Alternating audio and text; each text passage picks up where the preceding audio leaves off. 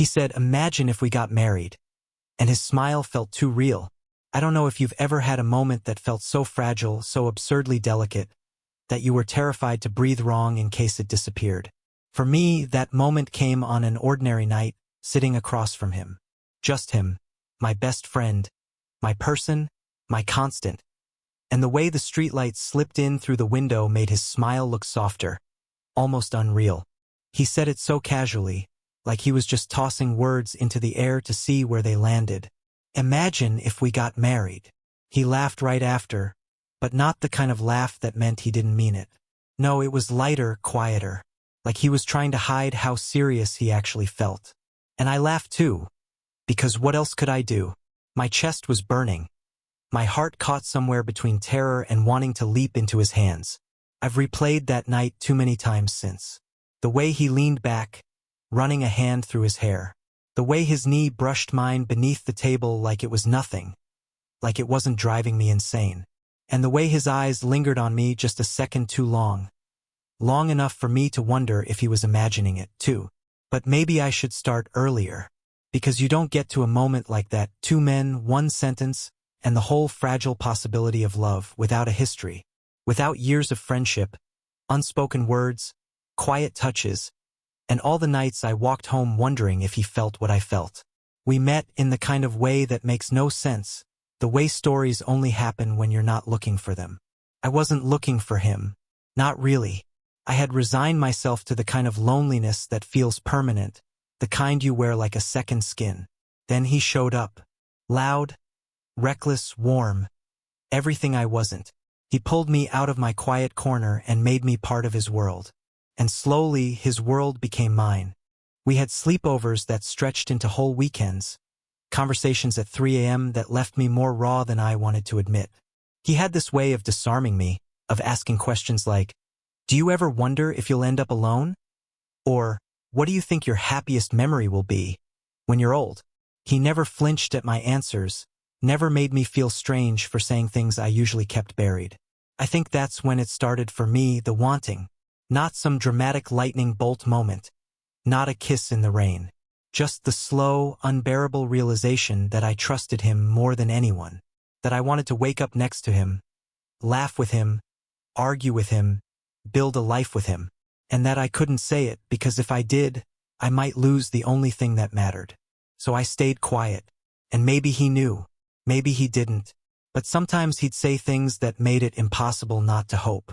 Like the time he joked about us being basically an old married couple because we fought over groceries and laundry. Or the night he leaned his head on my shoulder after too many drinks and whispered, "You're the one person I don't get tired of. Do you see what that does to a person? To be starved for love your whole life, and then someone hands you pieces of it.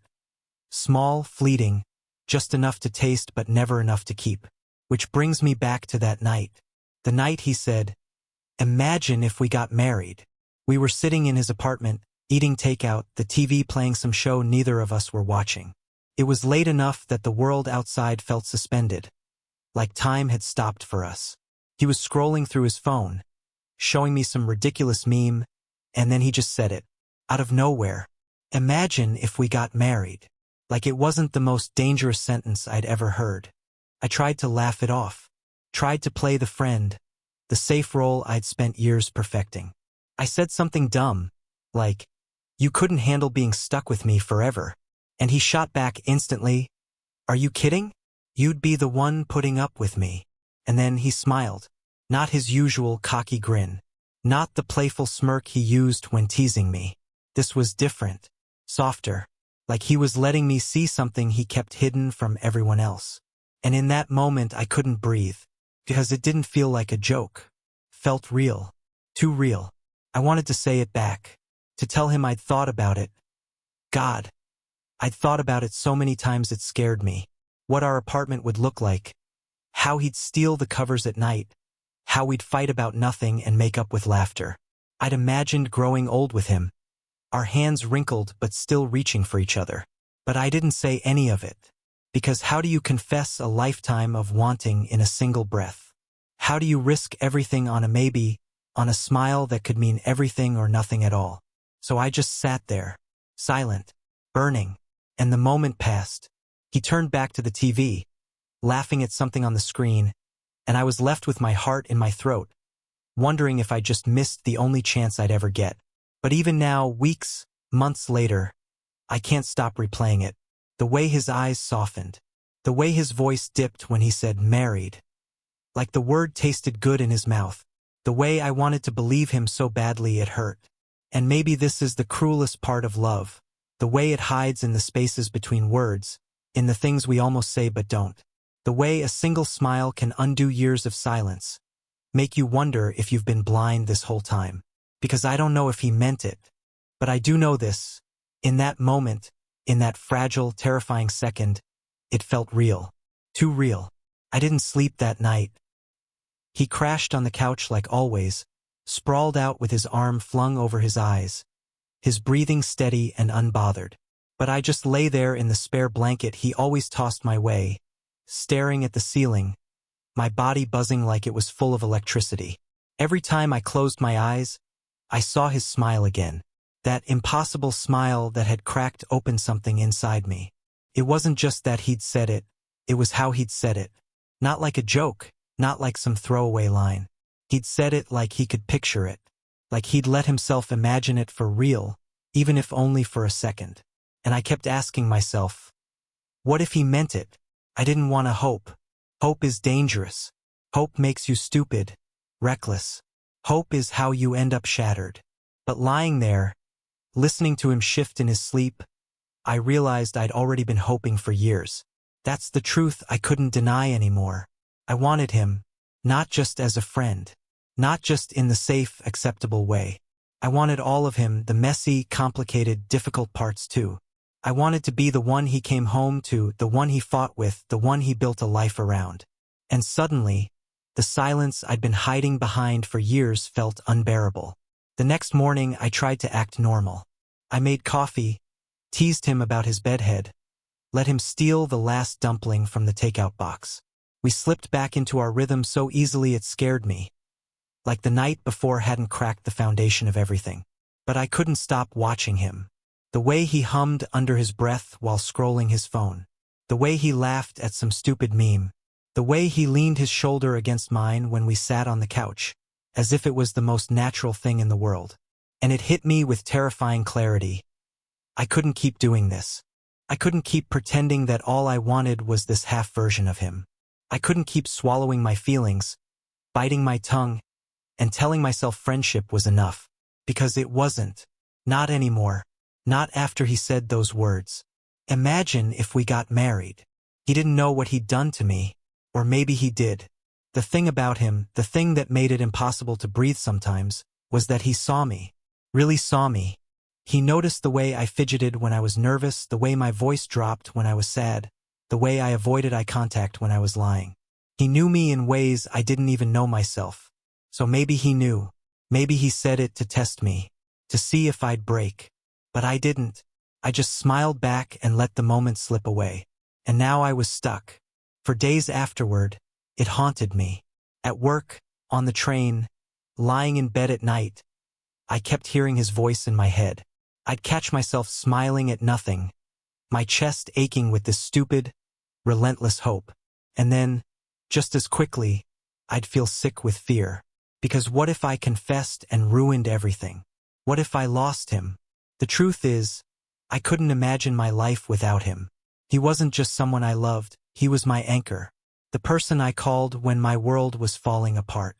The person who sat with me in silence when words were too heavy. The person who made even the worst days bearable. How do you risk that? But how do you not? Because the longer I stayed silent, the more it hurt. The more I watched him laugh, touch my shoulder, fall asleep beside me on the couch, the more unbearable it became. And then something happened that almost broke me. We were at a party one night, surrounded by noise and laughter and too many drinks. He was across the room, talking to some girl with long hair and a smile too perfect to be real. And I watched him lean in, laugh at something she said, his hand brushing hers. It shouldn't have felt like betrayal. He wasn't mine. He had never been mine. But God, it burned. I had to step outside just to breathe. And standing there on the balcony, The cool night air hitting my face, I realized I couldn't do it anymore. I couldn't keep pretending, because one day he was going to fall in love with someone else. One day he was going to get married for real, and I'd have to stand there, smiling, pretending I was happy for him, when really, it would be killing me, unless I said something, unless I risked everything.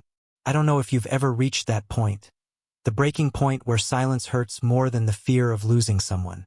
But that's where I was, standing on that balcony, watching him through the glass, my heart beating out of my chest.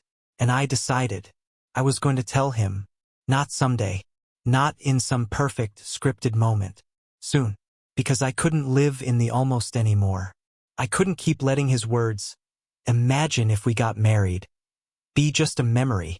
I wanted to know. I needed to know, even if it destroyed me. It took me 3 more days to gather the courage. 3 days of rehearsing sentences in my head, rewriting them 100 different ways. 3 days of imagining his face when I said it. Would he laugh? Would he go silent? Would he look at me with that same impossible softness he did the night he said those words? I couldn't decide which was worse, the fear of him rejecting me, or the fear of him not rejecting me. Because if he said yes, if he admitted he felt it too, then everything would change. And as much as I wanted that, change is terrifying. But silence had become unbearable. So I asked him to meet me at our usual spot, a little diner tucked away on a side street, the kind of place that hadn't changed since the 80s. We'd spent countless hours there over the years, nursing bad coffee, sharing fries, talking about everything and nothing. It was safe, familiar, ours. When he slid into the booth across from me, smiling like always, I almost lost my nerve, because he looked so comfortable, so at home with me, and I thought, what if this is enough for him? What if he never wanted more? But then he looked at me, really looked, and said, "You okay? You've been quiet lately." And I knew I couldn't hide anymore. My hands were trembling under the table. My throat was dry, but I forced the words out, shaky and broken as they were. "Do you remember the other night? When you said, imagine if we got married?" His smile froze, just slightly. His eyes flickered with something, recognition maybe, or fear. "Yeah," he said carefully. "What about it?" My heart was pounding so loud I was sure he could hear it. I can't stop thinking about it. The silence that followed was unbearable. He didn't speak, didn't move. He just stared at me, and I hated how much I couldn't read him in that moment. So I kept going, even though my voice cracked. "I've thought about it for a long time, actually. Not just marriage, just you. What it would be like. And I know you probably didn't mean it like that, but when you said it, it felt real. Too real. And I can't keep pretending I don't." I stopped, breathless, because the truth was clawing its way out of me. I can't keep pretending I don't love you. There it was, out in the open. The words I'd swallowed for years. The words that had been eating me alive. He blinked at me, stunned. And for a second, for one terrifying, infinite second, I thought I'd just destroyed everything. But then he leaned back, exhaled, and said something I'll never forget. "I was hoping you'd say that." My whole body went still. "What?" He smiled, but it wasn't the teasing, careless smile I was used to. It was that same impossible softness from before, the one that made me believe against all logic that he felt it too. "Do you really think I'd say something like that? Imagine if we got married. If I didn't mean it at least a little? You're not the only one who's been thinking about it." I swear, in that moment my world tilted. Everything I thought I knew about us shifted, cracked open, and light poured through. "Why didn't you ever say anything?" I asked, my voice barely a whisper. He laughed, shaking his head. "Why didn't you?" And suddenly, we were both laughing, both on the edge of tears, both terrified and relieved all at once. Because after all these years, after all the silence and longing and almosts, we were finally standing in the same place. He reached across the table, his hand brushing mine, tentative at first. I stared at his fingers, the same fingers I'd watched tie shoelaces, tap against coffee cups, ruffle my hair in passing. And now they were reaching for me. I let him take my hand, and it felt like coming home. The diner around us faded away, The clinking dishes, the low hum of conversation, the smell of fried food. None of it mattered. All I could see was him. All I could feel was the weight of his hand in mine, grounding me, anchoring me to this moment. I don't remember what we said after that. Not really. There were words, of course, messy, imperfect confessions, laughter breaking through tears, jokes to soften the fear. But mostly, there was this overwhelming sense of relief. Relief that I hadn't imagined it. Relief that I wasn't alone in this wanting. Relief that maybe, just maybe, the future I'd been too afraid to dream about wasn't impossible after all. Later, when we left the diner and walked home side by side, he slipped his hand into mine without hesitation, like it was the most natural thing in the world. And maybe it was, because after all the years of silence, of aching, of wondering, this was where we were always meant to end up. That night, I didn't go home. We walked into his apartment like we had 1,000 times before, but everything felt different. My heart was pounding in my ears, my palms still tingling from where his fingers had laced through mine. We didn't say much on the walk, just the occasional laugh, the kind of easy silence that comes from years of knowing each other. But beneath it all, there was this charge in the air, a pull I couldn't resist anymore. When the door closed behind us, we just stood there for a moment. Him leaning against the wall, me standing in the middle of the room, both of us unsure what came next. We'd crossed a line we couldn't uncross, and for the first time I wasn't scared of that. He looked at me, really looked, and then he said, "So, what now?" I let out a breath I didn't realize I was holding. "I don't know." We both laughed, nervous and relieved at once. And then he crossed the room, slow but deliberate, until he was standing right in front of me. He was so close I could see the tiny scar above his eyebrow, the one he got when he was 13 and tried to skateboard down a hill. I could smell the faint trace of his cologne, mixed with the soap he always used. And then he whispered, "Can I?" He didn't finish the sentence. He didn't need to, because I leaned in before he could. The first kiss was hesitant, almost clumsy. Years of tension, years of holding back, years of imagining what this might feel like, all crashing together in one fragile moment. His lips were warm, softer than I expected, and for a second I couldn't tell if I was shaking or if he was. When we pulled back, we both just stared at each other. His eyes wide, his chest rising and falling like he'd just run a marathon. "Wow," he breathed. I laughed, half in disbelief, half in relief. "Yeah, wow." And then he kissed me again. This time it wasn't hesitant. This time it was years of wanting, years of pretending, years of almosts, all pouring out at once. I felt his hands in my hair, felt myself clutching his shirt like I'd drown if I let go. And for the first time in so long, I didn't feel lonely. I didn't feel afraid. I felt chosen. We stumbled onto the couch, still kissing, still laughing between breaths. It wasn't perfect. It was messy, awkward, full of nervous giggles and whispered curses. But it was real. God, it was so real. At some point, we just collapsed side by side, breathless, staring at the ceiling. His arm draped lazily across my chest, my fingers tangled with his. And that's when he said it again. "Imagine if we got married." But this time there was no laughter after, no attempt to play it off as a joke. He said it with that same impossible softness, the same look that had haunted me for weeks. Only now I didn't have to wonder if he meant it, because he did. I turned my head, met his gaze, and for the first time, I let myself answer honestly. "I do. I imagine it all the time." He smiled, God, that smile, and squeezed my hand. "Good, because I think I could get used to imagining it with you." And just like that, the weight I'd been carrying for years lifted. The silence, the longing, the fear. It all dissolved into something brighter. Hope. The kind of hope that didn't feel dangerous anymore. The kind that felt like a beginning. We fell asleep like that, tangled together on his couch, the TV still playing some old movie in the background. And when I woke up in the morning, sunlight streaming through the blinds, his face inches from mine, I realized something. This wasn't a dream. He was real. We were real. And maybe, just maybe, Imagine if we got married wasn't just a question anymore. Maybe it was the start of an answer.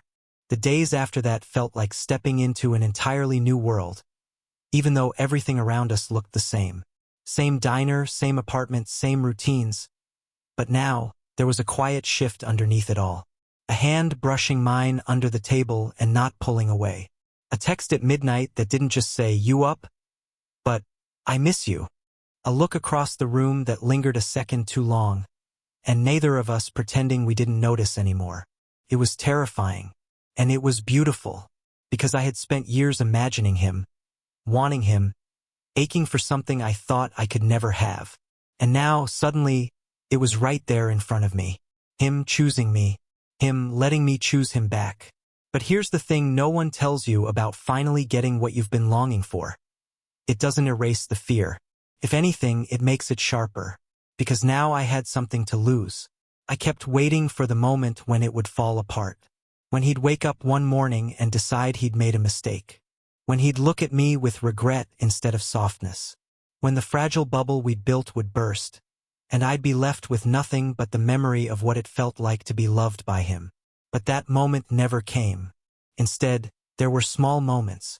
The kind you don't notice at first, but later, they're the ones that stick. Like the morning he made me coffee without asking how I take it, because he already knew. The way he reached for my hand in the grocery store so casually, like it was the most natural thing in the world. The night he fell asleep with his head in my lap, mumbling something half asleep that sounded suspiciously like, "Don't go."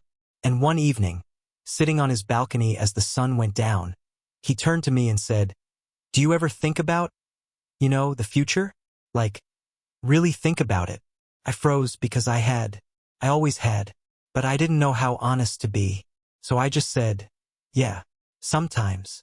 He nodded, staring out at the skyline, his expression unreadable. I keep picturing us, older, still here, still us. My chest tightened, because it sounded so much like the dreams I'd kept locked away. "Do you mean that?"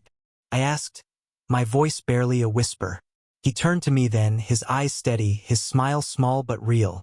"I wouldn't say it if I didn't." And that's when it hit me, he wasn't just playing at this. He wasn't just experimenting or curious or passing time. He meant it. For the first time, I let myself believe it. I don't know what the future holds for us. Maybe we'll make it, maybe we won't. Maybe one day we really will stand in front of people we love and say the words we've been too afraid to say for so long. Or maybe we'll crash and burn, like so many stories do. But for now, I know this. When he said, "Imagine if we got married," it wasn't just a joke. It was a glimpse into something bigger, something possible, something terrifying and beautiful all at once. And maybe that's what love is. Not certainty, not perfection, not a guarantee, but the willingness to imagine a future together, and then the courage to try and build it. So when I think back to that night, when his smile felt too real, I don't just replay the moment anymore. I hold on to it, because it was the beginning of everything. And if you've ever loved someone so much it scared you, if you've ever wanted to say the words but held them back out of fear, maybe you'll understand what it means when I say this. Sometimes the scariest thing you can do is let yourself imagine. But sometimes, it's the only way love begins.